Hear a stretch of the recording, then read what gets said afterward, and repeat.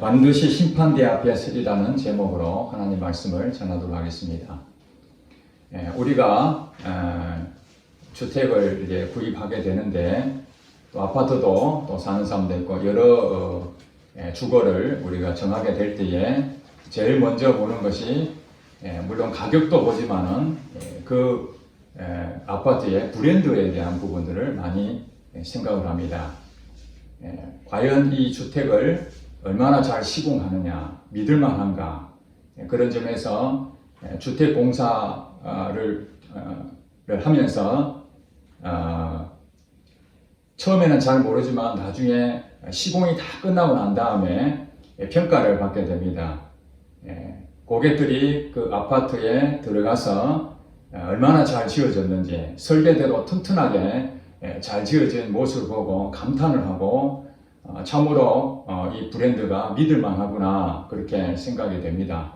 그러나 이름은 이렇게 크게 났을지라도 나중에 시공이 다 끝나고 평가를 해보니까 곳곳에 부실 공사가 되어서 하자가 발생이 될 때에 속았다, 잘못 선택했다 그런 마음을 가지게 될 것입니다. 우리가 어떤 그 브랜드를 생각하지만은 그 브랜드의 값어치를 해야만 그게 인정을 받게 됩니다. 신앙생활도 똑같습니다. 우리가 하나님을 믿는다면은 그 사람은 그리스도인이 되는 것입니다. 하나님 믿는 사람과 믿지 않는 사람들의 그 차이가 우리는 하나님에 대해서 확실한 브랜드를 갖고 있습니다. 내 자신은 미미하고 연약하고 약할지 모르지만은 하나님은 능력 있으시고 이 우주 만물을 창조하신 만군의 여호와이시기 때문에 우리는 그 하나님을 믿음으로 이 땅에 살고 있기 때문에 믿지 않는 사람과 믿는 사람의 분명한 그 브랜드를 차이를 느끼게 될 것입니다. 그러므로 사도 바울은 우리에게 이 고린도 후서의 말씀을 전하면서 9절에 우리는 몸으로 있든지 떠나든지 주를 기쁘시게 하는 자가 되기를 힘쓰노라 이렇게 고백을 했습니다. 우리는 몸으로 있든지 떠나든지 주를 기쁘시게 하는 자가 되기를 힘썼다 이렇게 고백한 것이죠. 몸으로 있든지 떠나든지 이것은 이 땅에 살든지 죽든지 그런 의미를 갖고 있습니다. 우리가 이 땅에서 살든지 아니면 이 땅에 떠나 죽든지 어떻게 한다는 것입니까? 주를 기쁘시게 하는 자가 되기를 힘썼다는 것을 말하고 있습니다. 그렇습니다. 하나님을 믿는 사람들은 하나님에 대한 브랜드, 하나님의 이름, 그 이름의 가치가 얼마나 큰지를 우리는 다 알고 있습니다. 그 하나님의 은혜로 예수 그리스도를 믿음으로 멸망하지 않고 영생을 얻었기 때문에 우리는 그 은혜 받은 자로서 마땅히 주를 기쁘시게 하는 자로 살아야 되겠다. 이런 마음을 먹게 됩니다. 여러분 아마 다 동의하실 것입니다. 주님을 만난 사람들은 이전처럼 살고 싶지 않습니다. 그동안에 내가 주인이 되고 내가 마음대로 했던 그것이 아무 쓸모가 없다는 것을 느끼게 될 것입니다. 내가 앞으로 어떻게 살 것인가? 하나님이 내게 이렇게 큰 은혜를 주셨는데 하나님의 내 같은 존재를 생명을 주셨는데 이렇게 살 수가 없다. 그러면서 주를 기쁘시게 하는 자로 살려고 몸부림을 칩니다. 이것이 사도 바울이 그가 예수님을 핍박했던 자로서 반대로 예수님을 만나고 나니까 이제는 예수님을 핍박한 것이 아니라 예수님이 정말 살아계신 하나님 아들이심을 많은 백성에 복음을 증거한 자가 되었습니다. 그는 늘 생각할 때마다 내가 어떻게 하면 주님을 기쁘시게 할 것인가? 그 고민을 늘 했던 것입니다. 하나님의 은혜를 깨닫지 못하게 되면 우리가 신앙생활 하는데 참 힘듭니다. 교회에서 뭘 요구하는 것도 많고 우리가 하지 말아야 될 것도 많고 또 하고 싶지 않는데 해라는 것도 많고 그것을 지켜내려니 도저히 지킬 수도 없고 그것 때문에 묶여서 그래도 적어도 예배는 드려야 되지 않겠는가? 적어도 내가 이 정도는 해야 되지 않겠는가? 하는 몇 가지의 쉬운 것들을 정해놓고 참 힘들게 의무적으로 신앙생활을 하는 사람이 얼마나 많은지 모릅니다. 주를 기쁘시게 하는 자로 그런 마음이 없다면 우리의 신앙생활은 사실 겉은 번지랄지 모르지만 경건의 모양이 있을지 모르지만 경건의 능력을 얻지를 못하는 것입니다. 부모가 자식에게 여러 가지 좋은 것들을 가르치죠. 그 자식을 잘되게 하기 위해서 그렇게 하는 것이잖아요. 이거 해라 저거 해라 하는 것은 그 자녀가 바른 길로 가기 위해서 이거 하라 그것을 하면 안 된다 그렇게 말하는 것이지, 그 자녀에게 체벌을 가하기 위해서 이거 해라 이거 안 하면은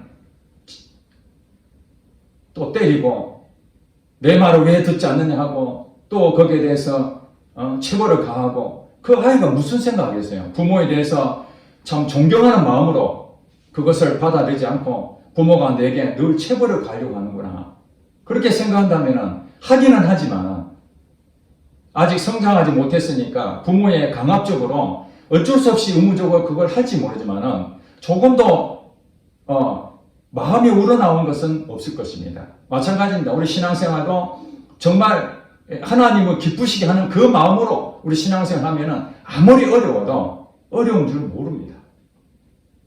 여러분, 그 장사하는 사람이 돈을 버는 데에 손님들이 너무 많이 와가지고 저녁에 돈을 해야 되는 그게 얼마나 재밌는지 아십니까? 실질적으로 그 돈을 많이 번 사람들 얘기 들어보면은 아무리 피곤해도 저녁에 엄청나게 많이 돈이 차로로 들어온 그것을 돈을 세는 재미는 아무도 모른다는 거예요.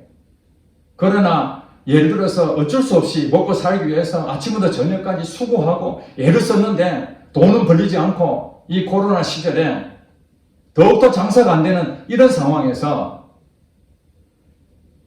할 수 없이 아침에 문을 열지만은 오늘 장사도 안 될 테고 돈도 벌리지도 않을 것이고 일은 똑같이 하는데 하나 즐거움이 없는 것이죠.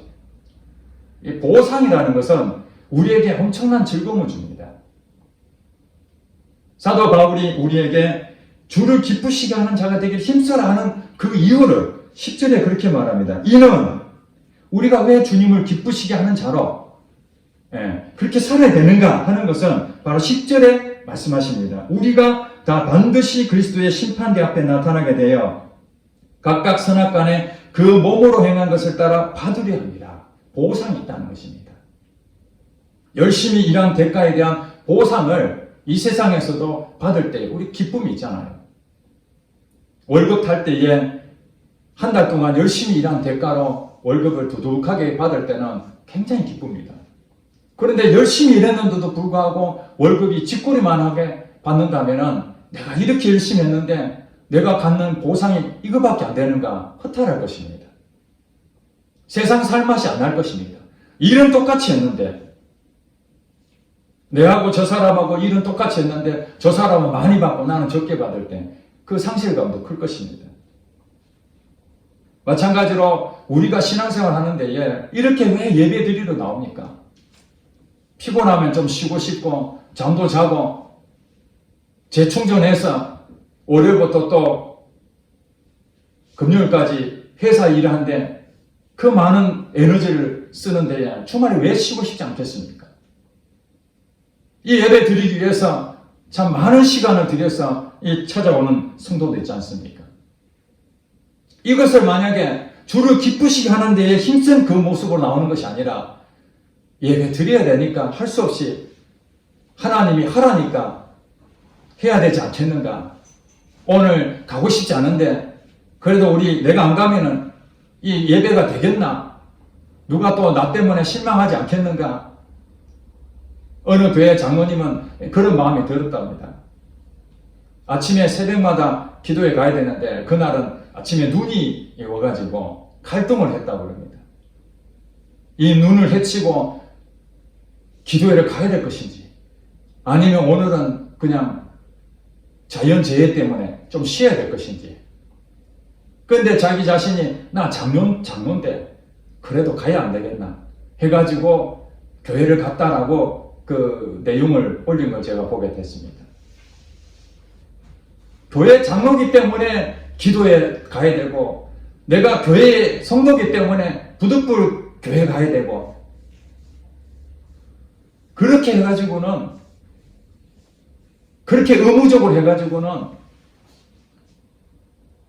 자기 자신이 오래 버티지 못합니다. 신앙생활 그렇게 해서는 도무지 오래 버티지 못하는 거예요.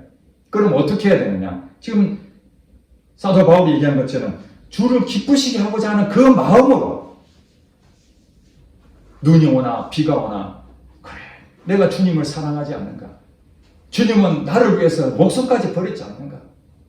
그 은혜를 생각하면 내가 지금 피곤하다 할지라도 이 드리는 이 한 시간이 하나님께 영광이 될 수만 있다면 내가 기꺼이 드려야 되지 않겠는가?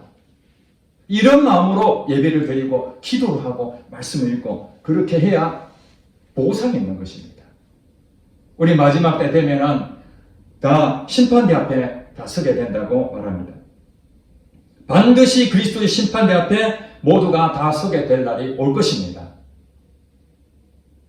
오늘도 그 뉴스에 보니까 구미에 4명이 시내 원룸에서 자살을 기도하고 3명은 죽고 1명은 지금 중태에서 병원에 지금 실려갔다는 그 뉴스를 제가 봤습니다. 10대, 20대, 30대, 40대 4사람이 동반 자살을 기도한 것입니다. 앞길이 창창한 그 사람들이 도대체 무엇 때문에 자기 목숨을 버릴 정도로 그런 극단적인 선택을 했을까요? 죽음은 끝이라고 생각했기 때문에 그렇지 않겠습니까? 지금 현재 이 고통을 내가 죽어버리면은 그래도 모든 것이 다 훌훌 다 털어버리지 않겠는가? 그 무거운 짐 때문에 견디지 못해서 이 젊은 사람들이 극단적인 선택을 했다는 것이 제가 아침에 오면서 참 마음이 무거웠습니다. 살아계신 주님을 만나야 되는데 우리가 이 세상 죽으면 끝이 아니라 반드시 그리스도의 심판대 앞에 다 서야 되는데 멸망으로 가는 길과 생명으로 가는 길 두 갈래 길이 있다는 것을 그들이 알았다면 과연 그런 곳에 자기 목숨을 던져버릴 수 있었을까? 안타까움이 있는 거예요. 심판대 앞에 서는데 예수를 믿지 않는 사람과 믿는 사람은 차이가 있습니다. 예수를 믿지 않는 사람들은 지옥으로 가게 되어 있죠. 다른 것이 없습니다. 오직 멸망의 길밖에 없습니다. 하나님을 모르고 간 사람들 전부 다 심판대 앞에서 그의 모든 것이 그동안 살았던 것 적나라하게 드러나기 때문에 변명의 여지가 없습니다. 나는 몰랐는데요. 나는 그런 사실도 몰랐다. 그럴 수가 없습니다. 왜냐하면 하나님께서 이 만물 가운데에 하나님이 살아계신 것을 다 보여주셨다고 성경이 말하고 있기 때문에 그렇습니다. 그러면 우리 예수를 믿는 사람, 그 사람들은 어떻게 되는가? 이제 우리에게 선악간에 몸으로 행한 것에 따라서 하나님이 보상을 해주신다는 것입니다. 예수를 믿는다고 똑같이 공평하게 똑같이 하지 않습니다. 여러분, 돈이 많은 사람은 세금을 많이 내야 되고 돈을 적게 버는 사람은 세금을 적게 내는 것이 그것이 공평한 것이죠. 그렇지 않습니까? 돈을 많이 낸 사람이나 돈을 적게 낸 사람이나 똑같이 100만 원씩 내라 그러면은 이게 형편이 같습니까? 부자들은 100만 원은 아무것도 아니지만 가난한 사람들은 이 100만 원이 없어서 굶어 죽는데 하나님은 그래서 우리에게 예수님께서 비유를 하실 때에 종에 대한 것을 비유로 말씀하셨습니다.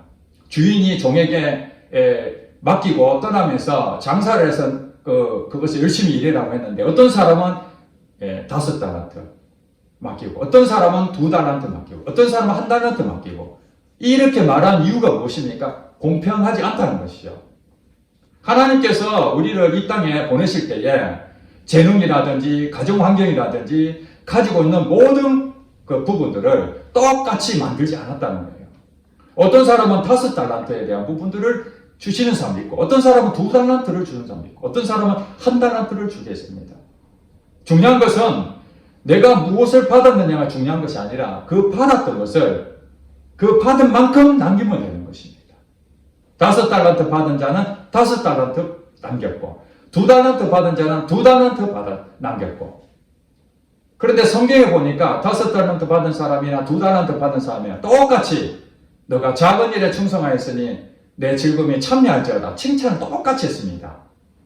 5달란트 받은 사람이 5달란트 남기고 2달란트 받는 2달란트 남겼으면 차등이 분명히 있는데도 불구하고 하늘나라의 상급은 똑같다는 것입니다. 하나님께서 큰 교회를 주실 수도 있고 작은 교회를 주실 수도 있습니다.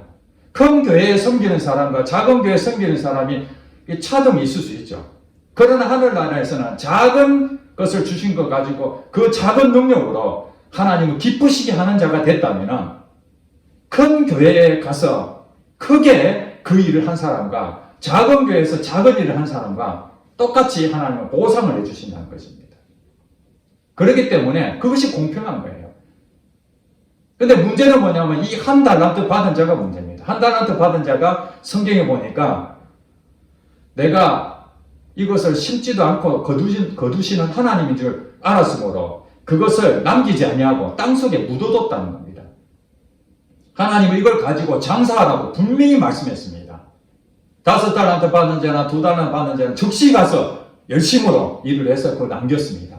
말씀에 순종한 거죠. 그러나 한 달란트 받은 자는 자기 한 달란트가 가치가 얼마나 적다고 생각했는지 모르지만 그가 하나님에 대해서 이렇게 알았다는 거예요. 하나님은 거두지도 않고 식지는 않는데 그냥 하나님께서 이걸 남길 것이다. 그렇게 생각했다는 것이에요.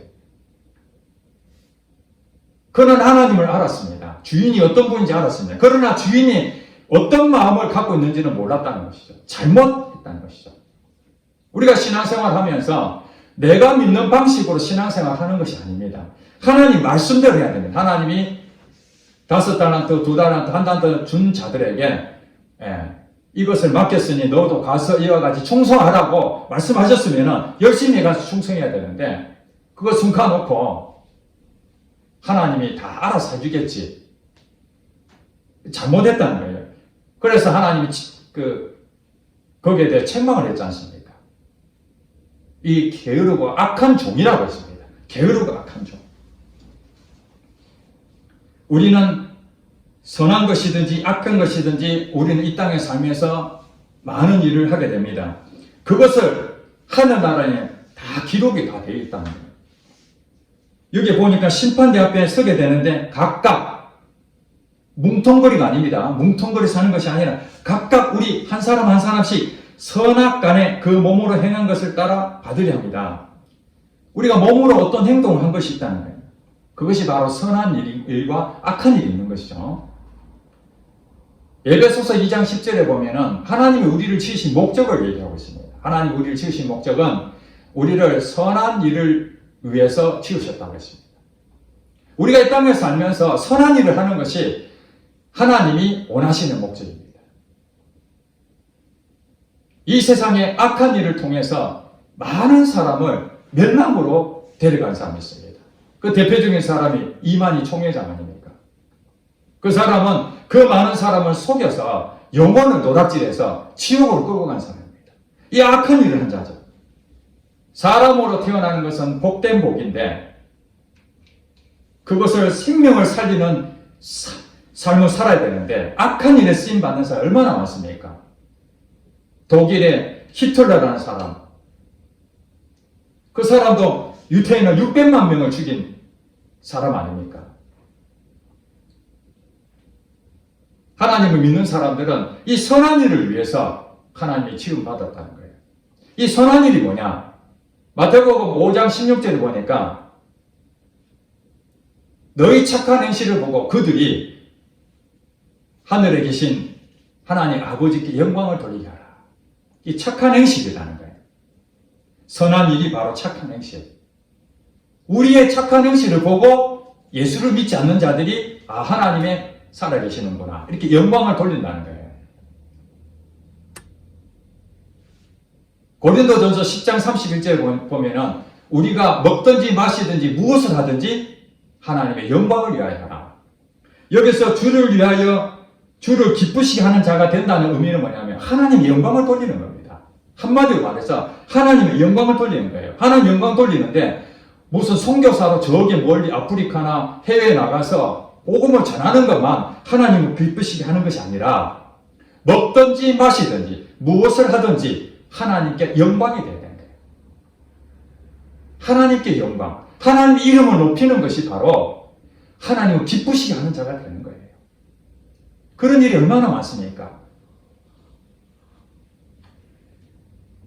우리의 착한 행실은 뭐냐면은 너희 빛을 사람 앞에 비추게 하는 것이 착한 행실이라고 그렇게 말했습니다.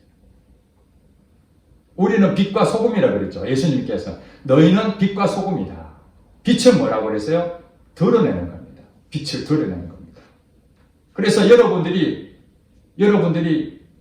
하는 행동들이 사람들 앞에 빛이 되어야 되는 거예요. 사람들이 여러분 보고 어둠이 물러가는 거죠. 자기의 죄가 드러나게 되고 나는 바르지 못하는구나. 여러분들 통해서 나는 부끄럽구나. 저 사람은 참으로 정의롭게 행동하는데 나는 거기에 비하면 너무 부의하고 부정직하고 거짓말쟁이고 부끄럽구나. 이걸 느끼게 되면 그것이 여러분 빛이라는 거예요. 여러분 행동들이 어둠과 똑같이 섞여서 살게 되면 그들 앞에 빛이 안 되죠. 그런데 그들은 잘못한 것을 조금도 개의치 아니하고 지금 사회가 그렇지 않아요. 잘못했으면 떳떳하게 잘못했다고 사과를 해야 되는데 사과하지 않고 변명하고 나는 안 했다고 그러고 꼬리를 자르고 남 탓하고 아담도 그러지. 아담 하나님 말씀을 어기고 불순종했다면 하나님 내가 잘못했습니다. 용서해 주세요. 이렇게 나와야 되는데 당신이 만든 저 여자가 먹으라 해서 내가 어쩔 수 없이 먹었다. 아내 탓을 하게 됩니다. 또 하와는 어떻습니까? 하나님 잘못했습니다. 내가 무지해서 그것을 먹었습니다. 자기의 잘못을 고백해야 되는데 뱀이 나를 꼬여서 먹었다. 뱀한테 탓을 벌이는 것입니다. 악한 일을 하는 사람들은 자기 자신이 잘못했다고 인정하지 않고 자꾸 남을 탓을 하는 거예요. 선한 일을 하는 사람들은 좋은 일을 하면서도 혹시라도 나의 잘못한 부분이 생기면 즉시 하나님 앞에 무릎을 꿇고 하나님 내가 하나님을 마음을 상하게 했습니다. 하나님은 존귀하신 분인데 하나님 이름을 높여야 되는데 내가 잘못했습니다. 여러분 회사에 다니시는 분 계시잖아요. 회사에 대해서 여러분들이 열심히 일해서 회사의 브랜드가 올라가야 되는데 내가 일을 잘못하게 되면 회사 이름이 먹칠을 하잖아요. 대충 하면 되는 것이 아닙니다. 부실시공함으로써 사람들 앞에 욕을 얻어먹는 일이 얼마나 많습니까? 특별히 그 추천을 받아서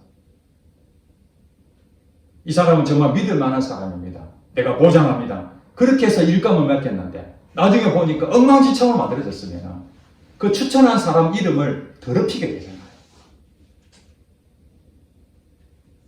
반대로 추천한 사람이 이 사람 정말 믿을 수 있습니다. 그래서 맡겨보니까 정말 설계대로 튼튼하게 집을 잘 지었고 원자재도 하나도 빠져먹지 않고 오히려 더 돈을 투자해서 적자를 감수하고도 이 집을 튼튼하게 만들어준 것. 그렇다면 이 추천해준 사람이 얼마나 이름이 나겠습니까? 여러분들은 예수를 믿었다는 그 자체는 여러분 개인이 아닙니다. 이제는 하나님의 이름을 들고 다니는 사람입니다. 여러분이 하나님의 이름을 높일 수도 있고 여러분이 하나님의 이름을 더럽힐 수도 있다는 사실입니다. 세상 사람들이 교회를 욕하지 않습니까? 교회를 욕할 때 여러분들은 어떤 마음이 드십니까? 부끄러운 마음을 먹게 되죠. 오히려 그들에게 손가락질하고 너 잘한 게 뭐가 된다고 서로 싸워서 되겠습니까? 우리가 잘못하기 때문에 교회가 이만큼 욕을 얻어먹는 거죠. 저도 목회자들이 너무 많은 오해를 받고 그런 사람도 있지만은 많은 부분에서 우리가 세속화되고 변질되고 하나님을 기쁘시게 하지 못하고 하나님 이름을 떨어뜨리는 그 행동을 보면서 얼마나 많은 그 부끄러움을 느끼는지 모릅니다. 하나님 저들의 죄를 용서해 주시옵소서. 저들만이 아니라 나도 목사인데 하나님 나도 사람들 앞에 똑같이 그런 욕을 얻어먹어도 되겠습니까? 하나님의 이름을 높여야 되는데 어떻게 하면 하나님의 이름을 높일 수 있을까요? 그런 마음을 갖는 것이죠.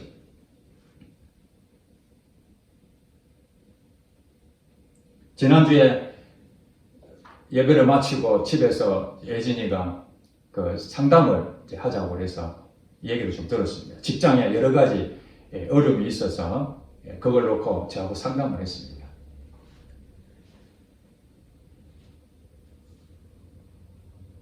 직장 생활하는 것이 쉬운 일이 아니지 않습니까?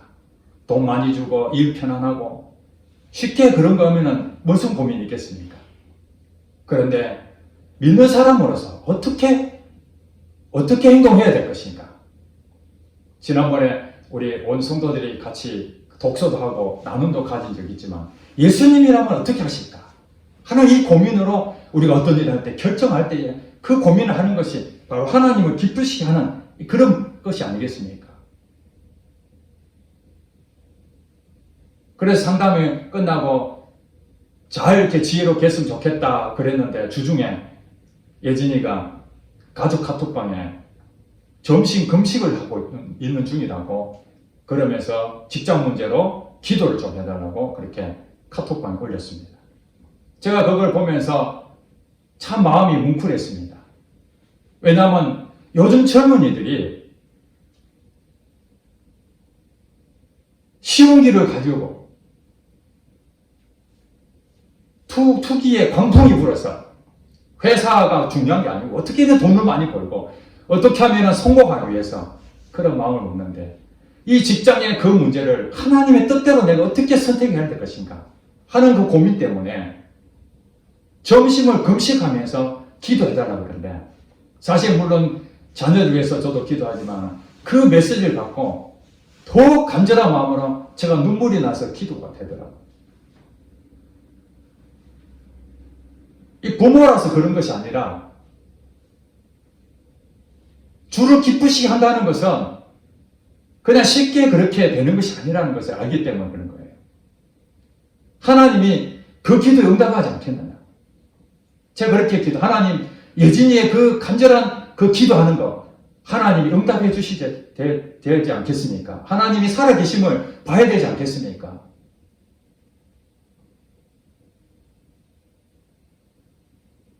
어느 무명의 그리스도인이 책을 한번 썼습니다.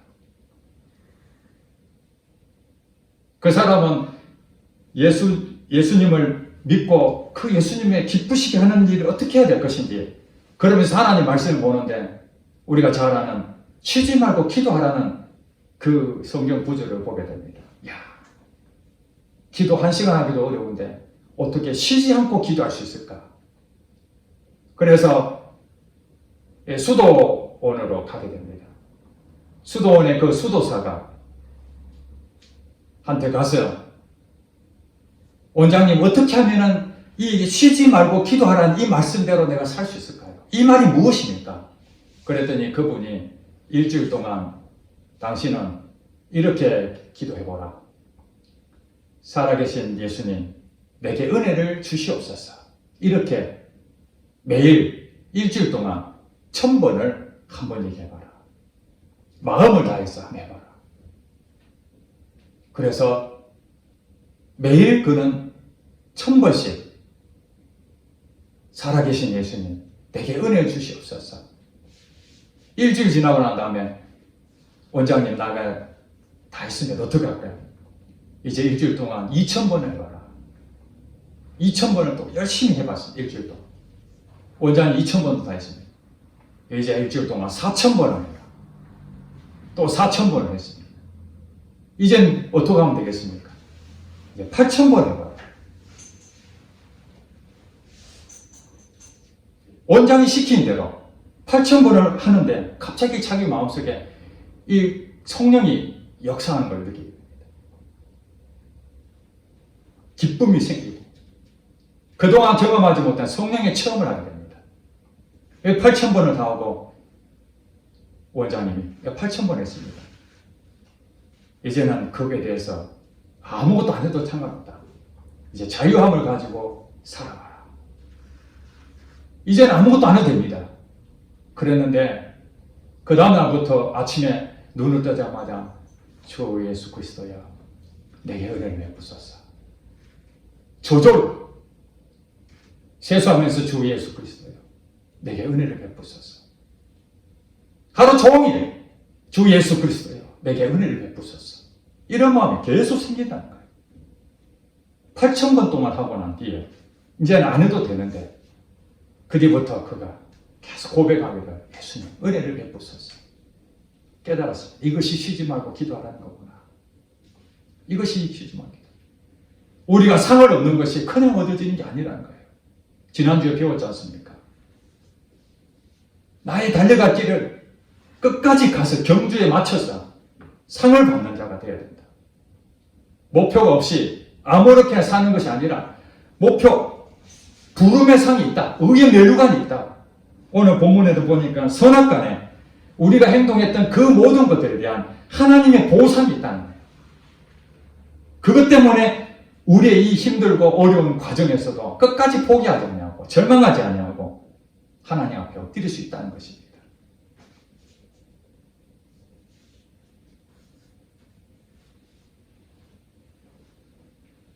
이 선한 일을 한다는 그 자체는 사실 믿음으로 하는 것입니다. 로마서 14장 23절에 보니까 믿음을 따라 하지 아니한 것이 죄다. 죄를 짓는 것이 아니지 않습니까? 그러면 선이 무엇입니까? 믿음을 따라 하는 것이 선이라는 거예요. 믿음을 따라 하는 거예요. 하나님, 내가 어떻게 하면 되겠습니까? 지금 이 문제가 있는데 이 문제를 어떻게 해결하면 되겠습니까? 그렇게 고민하고 하나님한테 물어보고 성령의 인도를 받는 것이죠. 히브리서 11장 6절에 보니까 믿음이 없이는 하나님을 기쁘시게 할 수 없다고 그렇게 했습니다. 믿음이 없으면 하나님을 기쁘시게 할 수 없다. 요한일서 5장 4절에 보면 세상을 이기는 승리는 이것이니 곧 우리의 믿음이다. 이 세상을 이길 수 있는 방법은 믿음밖에 없다는 거예요. 믿음이 인도하고 행함이 없는 것은 죽은 믿음이다. 여러분 예수님을 믿는다면 그 믿음이 선한 일로 나타나야 된다는 거예요. 그 선한 일이 여러분에게 보상이 주어진다는 것입니다. 오늘 똑같이 예배를 드리고 하나님 말씀을 들었습니다. 예배를 드리고 말씀을 들은 여러분들이 이 말씀이 내 생명의 말씀이다 하고 여러분 실질적인 일상의 삶 속에서 이 말씀이 생각나 어떤 일이 생길 때마다 그래 하나님이 내게 보상을 해주실 것이야. 내가 참고 견디지 않으면 믿음 얻을 수가 없구나. 하나님은 우리에게 자유의지를 주셨습니다. 오늘 똑같이 예배드리고 말씀을 들었는데 어떤 사람 한 귀로 듣고 한 귀로 흘려버리고 일상에 가서 믿음으로 하지 아니하게 되면 그것은 내가 뭐 잘못한 게 없다 할지라도 믿음으로 하지 아니했기 때문에 그게 죄라는 거예요. 이게 자유의지입니다. 선택입니다. 여러분들이 선택에 따라서 보상이 다르다는 거예요. 저절로 되는 것이 아니라는 것입니다.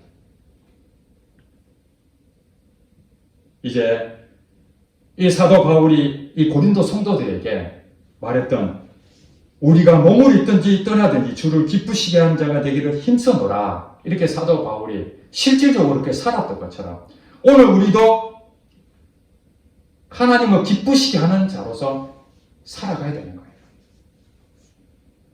학교 공부를 열심히 해서 나중에 성적표를 받아봤을 때에 그 성적이 열심히 노력한 대가를 얻었을 때에 그 기쁨이 얼마나 큽니까? 그 자녀가 그렇게 얻은 성적을 부모도 기쁘지 않습니까? 그러나 반대로 공부도 하지 아니하고 시험을 칠 때에 부끄럽잖아요. 아는 게 없으니까. 시험 치고 난 다음에 보상도 기대를 하지 않습니다. 저조한 성적을 보고 부모님 앞에 성적표를 들고 갈 때에 그 마음이 떳떳하겠습니까? 부끄럽겠습니까? 아, 내가 조금 더 열심히 할 걸. 내가 열심히 해야 될 텐데. 그렇지 못하고 후회하고 부모님 앞에 가고 잘못했습니다. 죄송합니다. 여러분, 이 세상은 한순간에 지나갑니다. 야고보서 4장 14절의 말씀 보니까 내일 일을 우리가 알지 못하는도다. 너희의 생명이 어디 있느냐? 우리는 잠깐 보이다가 없어지는 안개다. 잠깐 보이다가 없어지는 안개입니다. 잠시 딱 하면 그냥 세월 흐릅니다. 우리 젊은 사람들은 아직 시간이 많이 남았다 그렇게 생각할지 모르지만 제가 이 나이가 돼서 돌이켜보니까 한창 남은 줄 알았는데 한순간에 지금 이렇게 세월이 흐른 것을 알게 됩니다. 이 세상에 오는 것은 이렇게 순서가 있지만 내일 일을 우리가 할 수가 없어요. 하나님이 오늘 여러분 부르시면 우리는 하나님 앞에 그 심판 앞에 서야 됩니다. 선악간에 우리의 보상을 받아야 되는데 우리의 상급이 하나도 없고 하나님 앞에 설 때에 부끄러우면 어떡하겠습니까? 그러니 오늘 일을 내일 미루고 다음에 하고 이것이 아닙니다. 하나님이 기쁘시게 하는 것이 무엇인지 오늘 하루를 작은 일에 충성하는 그 달란트 받은 자처럼 최선을 다해서 내게 지금 맡겨진 것을 잘 감당할 때에 하나님께서 여러분에게 상급을 내릴 줄 믿습니다. 기도하겠습니다.